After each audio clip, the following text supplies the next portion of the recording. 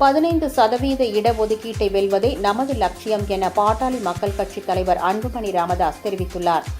இது தொடர்பாக அவர் வெளியிட்டுள்ள அறிக்கையில், 38 ஆண்டுகளுக்கு முன்பு செப்டம்பர் 17ஆம் தேதி தொடங்கிய ஒருவார தொடர் சாலை மறியல் போராட்டத்தில் 21 பாட்டாளிகளும் மார்பில் துப்பாக்கி குண்டுகளையும் உடல் முழுவதும் காவல்துறை தடியடிகளையும் வாங்கிக் கொண்டு தங்களின் இன்னுயிரை சமூக நீதிக்காக தியாகம் செய்தனர்.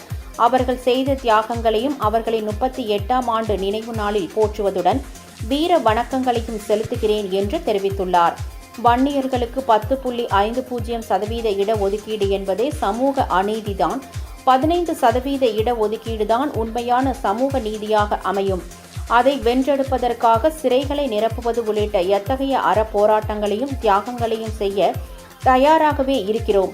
சமூக நீதி பயணத்தில் நமக்கு வழிகாட்டிக் கொண்டிருக்கும் 21 ஈகியர்களின் நினைவு நாளில் நமக்கான சமூக நீதி போராட்ட பயணத்தை அவர்களின் வாழ்த்துக்களுடன் தொடர்வோம் என்றும் கூறியுள்ளார். மேலும் செப்டம்பர் 17ஆம் தேதியில் இடஒதுக்கீட்டு போராட்ட தியாகிகளின் நினைவு தூண்களுக்கும் உருவப்படங்களுக்கும் மலர் தூவியும் மாலை அணிவித்து மரியாதை செலுத்த வேண்டும் என்றும் அவர் அந்த அறிக்கையில் தெரிவித்துள்ளார்.